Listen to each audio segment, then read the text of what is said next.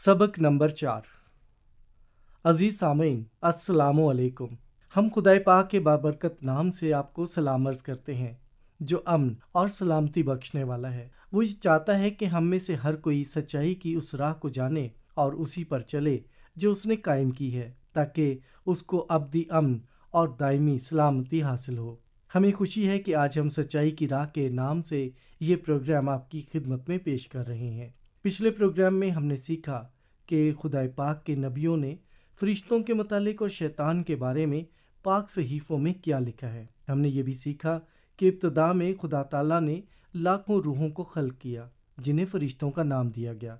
उन फरिश्तों में एक फरिश्ता ऐसा था जो दूसरे सब फरिश्तों से ज़्यादा होशियार और हसीन था। उस फरिश्ते का नाम लूसीफर था। फिर एक दिन ऐसा भी आया जब लूसीफर खुद को सबसे बड़ा समझने लगा और खुदा ताला के मर्तबे के बराबर खड़ा होने लगा और सोचने लगा कि मैं ही खुदा हूँ। लूसीफर के इस गुनाह में और भी बहुत सारे फरिश्ते उसके पीछे पीछे चलने लगे। तब खुदावंद ताला ने बागी फरिश्तों की इस बगावत को बर्दाश्त ना करते हुए शैतान को और उसके साथी बागी फरिश्तों को अपनी हजूरी से खारिज कर दिया। लूसीफर के नाम को तब्दील करके उसे शैतान का नाम दिया गया, जिसका मतलब है नाफरमान। जब खुदा ताला ने शैतान और उसके फरिश्तों को अपनी हजूरी से खारिज किया तो इसके बाद उसने उनके लिए जहन्नुम की आग पैदा कर दी जो कभी बुझने की नहीं। एक रोज़ खुदावंद ताला शैतान को और उसके साथी फरिश्तों को आग में डाल देगा। ताहम शैतान को अब तक आग में नहीं डाला गया। वो दुनिया में हर इंसान को हत्तल मकदूर धोखा देने की कोशिश में लगा रहता है ताकि वो भी उसकी पैरवी करके हलाक हो जाए।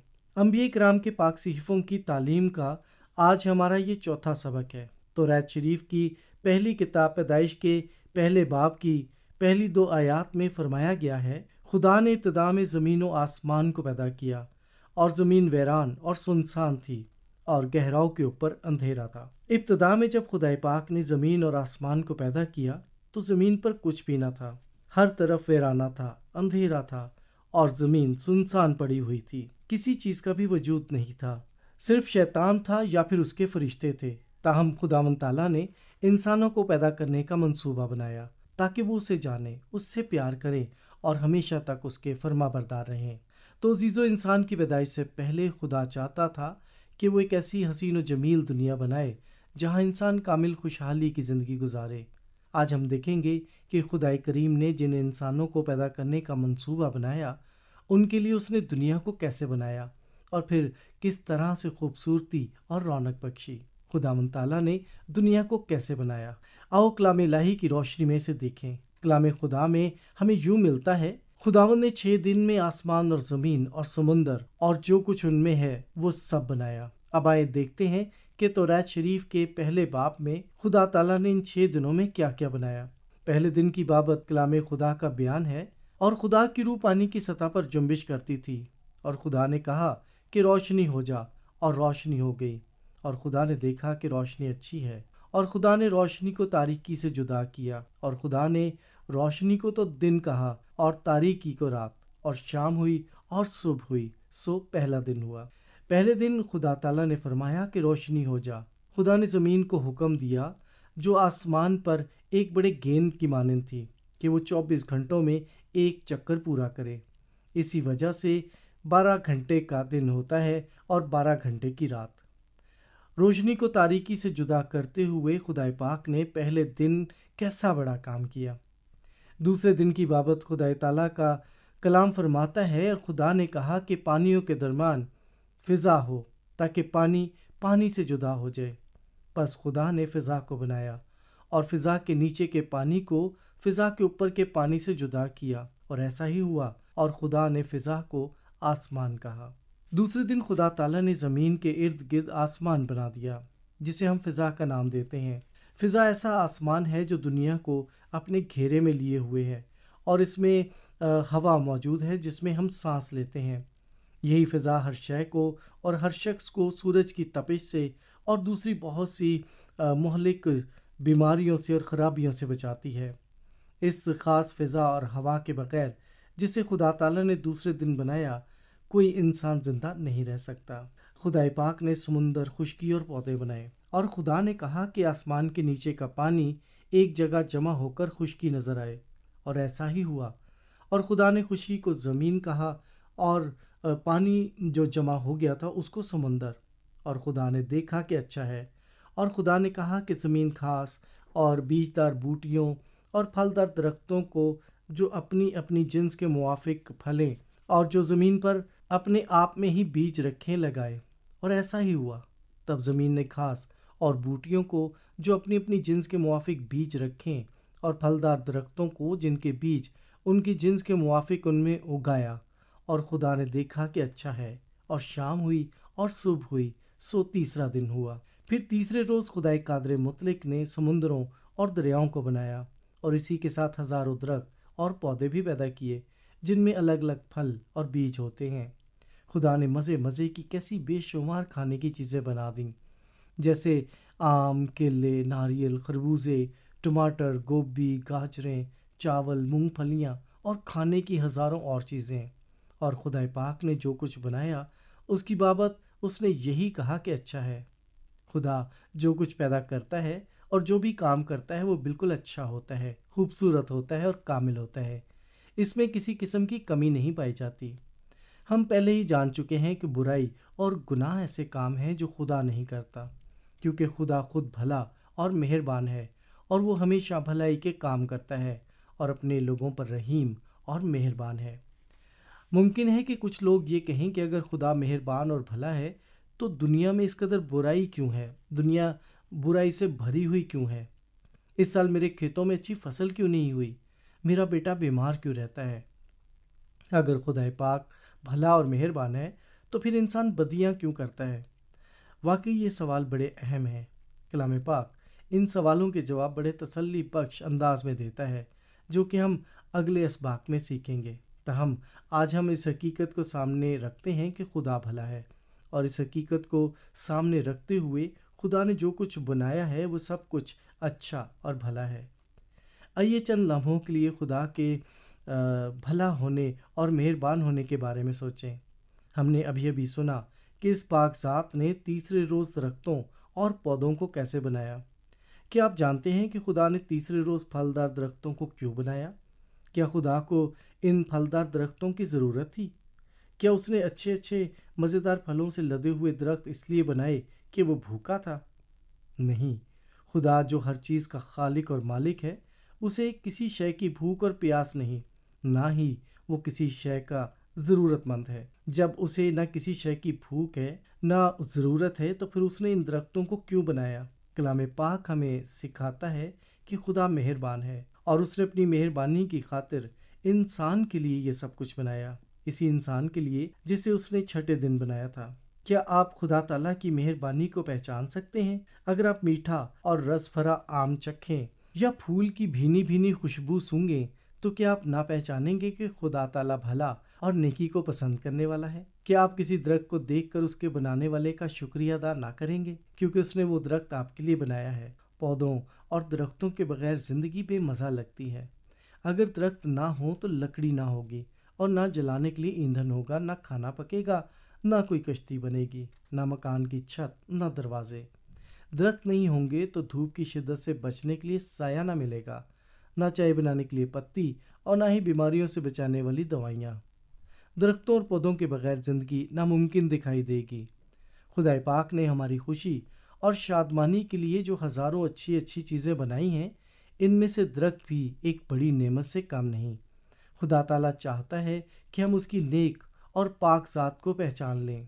اسی بات کو حضرت داؤد نبی نے زبور کی کتاب میں یوں بیان کیا ہے کہ آزما کر دیکھو خداوند کیسا مہربان ہے، مبارک ہے وہ آدمی جو اس پر توکل کرتا ہے۔ اب آج کے سبق میں ہم وقت گزرنے سے پہلے اس بات کو ذہن میں رکھ لیں۔ چوتھے روز خدا نے کہا کہ فلک پر نیر ہوں کہ دن کو رات سے الگ کریں، اور وہ نشانوں اور زمانوں اور دنوں اور برسوں کے امتیاز کے لیے ہوں۔ خدا پاک نے صرف حکم کیا تو آسمان پر سورج، چاند اور ستارے نمودار ہو گئے۔ خدا پاک نے ایک اور لفظ کہا تو زمین سورج کے گرد گھومنے لگی۔ اس نے پھر کہا تو چاند زمین کے گرد چکر لگانے لگا۔ خدا کریم نے دنیا اور اس کی ہر شے کو خلق کرنے کے لیے استعمال کیا۔ اس کے بارے میں خدا کا کلام کیا فرماتا ہے ذرا دیکھیں۔ ایمان ہی سے ہم معلوم کرتے ہیں کہ عالم خدا کہنے سے بنے ہیں، یہ نہیں کہ جو کچھ نظر آتا ہے ظاہری چیزوں سے بنا ہے۔ ابتدا میں کلام تھا اور کلام خدا کے ساتھ تھا اور کلام خدا تھا۔ یہی ابتدا میں خدا کے ساتھ تھا۔ سب چیزیں اس کے وسیلہ سے پیدا ہوئیں، اور جو کچھ پیدا ہوا ہے اس میں سے کوئی چیز بھی اس کے بغیر پیدا نہیں ہوئی۔ ہم پہلے ہی سیکھ چکے ہیں کہ پہلے دن خدا پاک نے صرف حکم دیا اور کہا کہ روشنی ہو جا، اور روشنی ہو گئی۔ دوسرے روز خدا نے کہا کہ پانیوں کے درمیان فضا ہو، تو پانیوں کے درمیان فضا ہو گئی۔ تیسرے روز اس نے جو کچھ کہا وہی بن گیا۔ آگے بھی اسی طرح ہوا۔ اب دیکھیں کہ خدا پاک نے دنیا میں جو کچھ پیدا کیا اس کے لیے اس نے کیا استعمال کیا۔ خدا پاک نے اپنے حکم دینے کے علاوہ، یعنی اپنے کلام کے علاوہ اور کچھ استعمال نہیں کیا۔ اس نے جو کچھ کلام سے کہا اور کیا وہ کلام پورا ہوا۔ خدا پاک نے سب کچھ اپنے کلام سے بنایا، اور کلام مقدس سکھاتا ہے خدا پاک نے نہ صرف اپنے کلام سے سب کچھ پیدا کیا بلکہ ان سب کو اپنی قدرت والے کلام سے قائم بھی رکھا۔ اس کے کلام کی قدرت ہے کہ چاند اور ستارے آسمان پر اپنی مقررہ جگہوں پر قائم ہیں۔ اس کے حکم کی بدولت ہی سورج ہر روز اپنے مقررہ وقت پر نکلتا ہے اور مقررہ وقت پر ہی غروب ہوتا ہے۔ ذرا سوچئے کہ اگر ہمیں معلوم نہ ہوتا کہ کل سورج طلوع ہوگا یا نہیں تو پھر ہماری زندگی کو کیسی مشکل کا سامنا کرنا پڑتا۔ کلام مقدس سکھاتا ہے کہ خدا پاک نہایت وفادار ہے، یعنی وہ عہد کا پکا ہے، وہ وعدے کو پورا کرتا ہے، وہ بات کا پکا اور قول کا سچا ہے۔ وہ بات کہہ کر مکر نہیں جاتا اور نہ ہی بدلتا ہے، لیکن خدا کا کلام ابد تک قائم رہے گا۔ پانچویں روز خدا پاک نے ہزاروں لاکھوں مچھلیاں اور پرندے پیدا کر دیے۔ کلام پاک کا بیان ہے، اور خدا نے کہا کہ پانی جانداروں کی کثرت پیدا کرے اور پرندے زمین کے اوپر فضا میں اڑیں۔ اور خدا نے بڑے بڑے دریائے جانوروں کو اور ہر قسم کے جاندار کو جو پانی سے باکثرت پیدا ہوئے تھے ان کی جنس کے موافق، اور ہر قسم کے پرندوں کو ان کی جنس کے موافق پیدا کیا۔ اور خدا نے دیکھا کہ اچھا ہے، اور خدا نے ان کو یہ کہہ کر برکت دی کہ پھلو اور بڑھو اور ان سمندروں کے پانی کو بھر دو، اور پرندے زمین پر بہت بڑھ جائیں۔ اور شام ہوئی اور صبح ہوئی، سو پانچواں دن ہوا۔ چھٹے دن کے بارے میں کلام خدا کا بیان ہے کہ اس نے چھٹے روز جانوروں کو اور انسانوں کو بنایا۔ ہمارے پاس اتنا وقت نہیں کہ ہم اس کارنامے کو تفصیل کے ساتھ بیان کر سکیں۔ خدا چاہتا تھا کہ وہ اپنا اگلا پروگرام دکھائے۔ ہم بڑے غور سے سیکھیں گے کہ خدا نے انسان کو کیسے اور کیوں بنایا۔ آج ہم نے خدا تعالیٰ کی مہربانی اور بھلائی کا منظر دیکھا۔ ہم نے یہ بھی سیکھا کہ خدا کے نبی حضرت داؤد نے اپنی زبور کی کتاب میں کیا بیان کیا ہے۔ آزما کر دیکھو کہ خداوند کیسا مہربان ہے۔ دوستو، کیا آپ نے خدا کی مہربانی کا تجربہ کیا ہے؟ ہر روز ہم طرح طرح کے کھانے کھاتے اور ان کا مزہ چکھتے ہیں کیونکہ وہ خدا تعالیٰ نے ہمیں عطا کیے ہیں، لیکن کیا واقعی ہم نے کبھی اس کی مہربانی کا مزہ چکھا اور اسے محسوس کیا ہے؟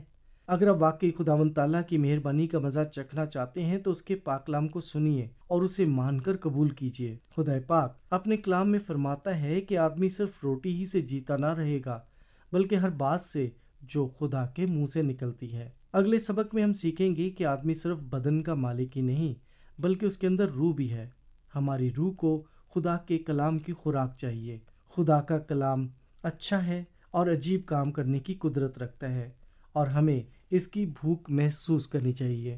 جس طرح آپ کا معدہ خالی ہو تو اسے خوراک کی بھوک لگتی ہے، کیا اسی طرح آپ کی روح خدا کے عرفان اور اس کے کلام کی سچائیوں کو جاننے کی ضرورت محسوس کرتی ہے؟ اگر آپ اسی طرح سے کلام پاک کی بھوک محسوس کرتے رہیں گے تو آپ کو اسی دنیا میں خدا پاک کا کامل اطمینان اور بھرپور خوشی نصیب ہوگی، اور اوپر آسمان پر ہر طرح کی کرپشن سے پاک میراث ملے گی۔ ہم جانتے ہیں کہ یہ بالکل درست اور سچ بات ہے، کیونکہ خدائے رحیم نے خود اس کا وعدہ کیا ہے۔ اس نے فرمایا کہ مبارک ہیں وہ جو راست بازی کے بھوکے اور پیاسے ہیں، کیونکہ وہ آسودہ ہوں گے۔ آمین۔ عزیز دوستو، آپ کا شکریہ کیونکہ آپ نے اس ساری بات چیت کو بڑی توجہ سے سنا اور سیکھا۔ آپ سے پرزور التماس ہے کہ آپ ہمارے اگلے پروگرام میں بھی آئیں اور ہم اسے سیکھیں گے اور سکھائیں گے کہ خدا پاک نے انسان کو جو اشرف المخلوقات ہے کیسے پیدا کیا، اور پھر بڑا اہم سوال یہ ہے کہ اس نے اسے کیوں پیدا کیا۔ خدا ذوالجلال آپ کو برکت دے اور اس نے جو آپ کو سیکھنے کے لیے بڑا اچھا موقع دیا ہے اس کو کبھی نہ بھولنے پائیں، بلکہ خداوند تعالیٰ کے عرفان میں اور اس کے کلام کی پہچان میں روز بروز ترقی کرتے جائیں۔ آمین۔ آزما کر دیکھو کہ خداوند کیسا مہربان ہے، مبارک ہے وہ آدمی جو اس پر توکل کرتا ہے۔ عزیز سامعین،